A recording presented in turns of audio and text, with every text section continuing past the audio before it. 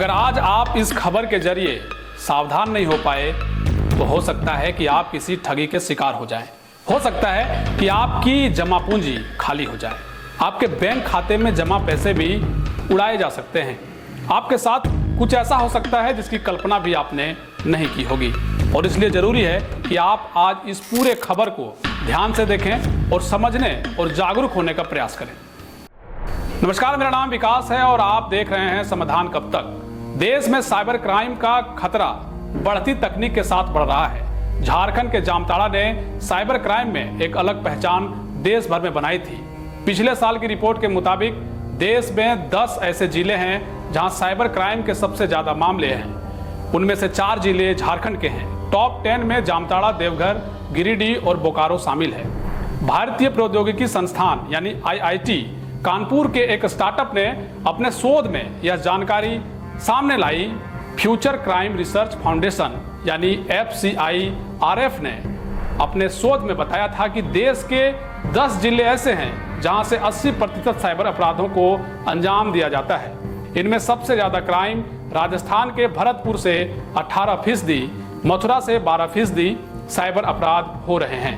हरियाणा के नूह से 11%, जबकि झारखंड के देवघर से 10% साइबर अपराध हैं। इस रिपोर्ट में हैरान करने वाली बात यह है कि झारखंड के 4 जिले इस लिस्ट में शामिल थे। इनमें बोकारो से 2.4%, जामताड़ा में 9.6%, देवघर में 10% और गिरिडीह से 2.3% साइबर अपराध के मामले सामने आए थे। इस लिस्ट में नीचे कर्मटाण को भी शामिल किया गया था, जहां देश भर में साइबर क्राइम के अपराध के 2.4% मामले सामने आए थे। अब कुछ वर्ष पहले के आंकड़ों से आप हालात समझने का प्रयास कीजिए कि कुछ साल पहले झारखंड में किस तरीके से साइबर अपराध जो है अपने चरम सीमा पर रही, और अब जब जिस वर्ष के बारे में हम आपको बता रहे हैं उस वर्ष के बाद के जो आंकड़े हैं वो अभी आप लोगों के बीच नहीं है, लेकिन 2023 तक के जो आंकड़े हैं उसमें झारखंड में अपराध के आंकड़ों पर नजर डालें तो झारखंड में पिछले 4.5 साल यानी साल 2019 से लेकर जुलाई 2023 तक जो आंकड़े हैं उनमें साइबर अपराध के 5,350 मामले सामने आए थे, जिनमें से 1,432 मामले सिर्फ रांची जिले में दर्ज हुए थे। इसके अलावा धनबाद में 496, देवघर में 405, जमशेदपुर से 384 और हजारीबाग में 348 मामले दर्ज थे। जब आज आप लोगों के बीच हम यह खबर बता रहे हैं साइबर क्राइम से जुड़ी, तो आज ही जामताड़ा से जुड़ी एक ऐसी खबर आई है जिसने सबको चौंकाया है। अब बिना OTP के ही साइबर अपराधियों ने अपना तांडव मचाना शुरू कर दिया है। OTP जो 1 टाइम पासवर्ड होता है, जिसको बताने के बाद ही आपके खाते से पैसे ट्रांसफर होते हैं या फिर आप किसी को पैसे देते हैं, भेजते हैं, उसके बिना ही अब साइबर अपराधी अपराध करते नजर आ रहे हैं। और इसी का एक उदाहरण आज जामताड़ा से निकल कर आया है, जिस खबर के साथ हम आप लोगों के बीच हम पहुंचे हैं। साइबर अपराध को अंजाम देना अब बिना OTP के भी शुरू हो गया है। यानी साइबर क्राइम का जामताड़ा मॉडल के बारे में आज कोई अनजान नहीं है, लेकिन बदलते दौर में पुलिस की दबिश बढ़ी तो अपराधियों ने अपने ठिकाने बदल लिए थे। मगर एक बार फिर जामताड़ा में साइबर अपराधियों के एक बड़े गिरोह को पकड़ा गया है। इसके मास्टरमाइंड को धर दबोचने का दावा जामताड़ा पुलिस कर रही है। झारखंड की जामताड़ा पुलिस ने संगठित तरीके से देश भर में साइबर अपराध करने वाले एक अत्याधुनिक आपराधिक गिरोह का पर्दाफाश किया है। 1 महीने से अधिक समय तक कड़ी निगरानी करने के बाद पुलिस ने गिरोह के मास्टरमाइंड सहित कुल 6 साइबर अपराधियों को गिरफ्तार किया है। इनके पास से 14 मोबाइल, 23 सिम कार्ड, एक ड्रोन कैमरा, एक DSLR कैमरा, 2 4 पहिया वाहन, 10 ATM समेत 1,08,000 रुपए नगद बरामद किए गए हैं। पुलिस के अनुसार पकड़े गए साइबर अपराधियों ने देश भर में 415 से अधिक साइबर अपराध को अंजाम दिया है, जिनमें 11 करोड़ की राशि की ठगी की गई है। पकड़े गए साइबर अपराधियों के जब्त मोबाइल से करीब 2700 पीड़ितों का पता चला है। अब जरा सोचिए कि 2700 जो पीड़ित जो साइबर क्राइम के ठगी हो गए, उन पर किस तरीके का जो परिस्थिति है वो बीत रहा होगा। कई ऐसे लोग होते हैं जो बच्चियों के लिए, शादी विवाह के लिए भी पैसे जमा करके रखते हैं, उनके पैसे भी ऐसे अपराधी उड़ा ले जाते हैं। पुलिस के अनुसार पकड़े गए साइबर अपराधी गिरिडीह, जामताड़ा, सारठ, धनबाद और देवघर में सक्रिय थे। SP डॉक्टर एहतेशाम बकारीब ने इस गिरफ्तारी को पुलिस की बड़ी सफलता बताया है। जामताड़ा एसपी ने बताया है कि ये गिरोह पीएम किसान, पीएम फसल बीमा और SBI, PNB, axis, NPCI international जैसे विभिन्न भारतीय बैंकों के नाम से फर्जी मोबाइल एपीके यानी एप्लीकेशन बनाते थे। फिर इन एप्लीकेशन को व्हाट्सएप के माध्यम से आम लोगों को भेजा जाता था, जो इसे अपने फोन नंबर पर डाउनलोड कर लेते थे। इसके बाद उनका फोन हैक हो जाता था और फिर वे बिना ओटीपी के ही खाते से पूरा पैसा निकाल लेते थे।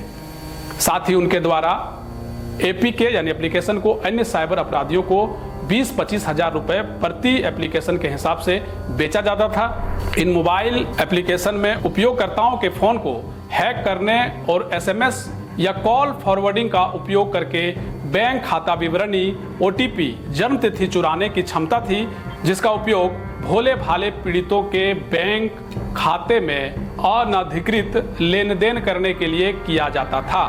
इनके पास नेशनलाइज्ड बैंक के साथ साथ पीएम किसान योजना, फसल बीमा योजना के लाभुकों के डिटेल्स भी मिले हैं। गिरफ्तार किए गए साइबर अपराधी एंड्रॉयड सॉफ्टवेयर डेवलपमेंट के विशेषज्ञ हैं और मेलवेयर डेवलपमेंट के लिए चैट जीपीटी का इस्तेमाल करते पाए गए। यानी ये सातिर साइबर ठग आर्टिफिशियल इंटेलिजेंस का इस्तेमाल करते हैं। एसपी ने बताया कि पकड़े गए साइबर अपराधियों में अजय मंडल, शेख बलाल और मोहम्मद महबूब डीके बॉस के नाम से एक छद्म प्रोफाइल बनाया गया था। उन्होंने बताया कि गिरोह द्वारा पीएम किसान योजना, फसल बीमा योजना, यहाँ तक कि विभिन्न बैंक का भी सारी डिटेल्स भी चोरी कर लिया करते थे।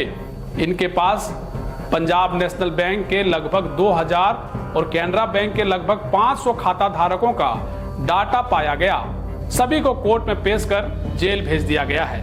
बहरहाल झारखंड में साइबर अपराध पर पूर्ण विराम लगना अत्यंत जरूरी है, नहीं तो जिस झारखंड की पहचान पूरी दुनिया में एक संपन्न खनिज संपदा राज्य की रही है, सेवा भाव की रही है, देश के प्रति झारखंड का समर्पण रहा है, वहां इस राज्य में साइबर अपराध की वजह से झारखंड जैसे प्रतिष्ठित राज्य को बदनामी का सामना करना पड़ रहा है।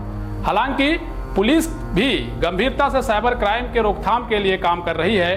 कई साइबर अपराधी आज सलाखों के पीछे हैं और कईयों के पीछे खोजबीन पुलिस कर रही है, लेकिन इसमें सबसे मजबूत कड़ी आपको बनना होगा, क्योंकि साइबर अपराध आपको बेवकूफ बनाकर ही किया जाता है। इसके लिए जरूरी है कि आप जागरूक रहें। आप किसी भी अनजाने नंबर से आए फोन पर किसी को अपना ओटीपी ना दें, अपने बैंक खाते के बारे में जानकारी ना दें, आधार कार्ड का नंबर शेयर ना करें और साथ ही सजग रहें। किसी भी तरह के व्हाट्सएप के जरिए अगर कोई लिंक आपको शेयर किया जाता है तो उसे आप ओपन ना करें, डाउनलोड नहीं करें, नहीं तो आप साइबर क्राइम के ठगी के शिकार हो सकते हैं। और आपको सचेत होना जरूरी है, आपको जागरूक होना जरूरी है, तभी आप साइबर क्राइम जैसे अपराधों से बच सकेंगे और शायद इस बचाव से आप अपने परिवार का भी रक्षा कर सकेंगे। अपने कमाए, अपने मेहनत से कमाए पैसे, जमा पूंजी को आप यूं ही बर्बाद करने से रोक सकेंगे। इसके लिए जरूरी है कि आप बेहद ही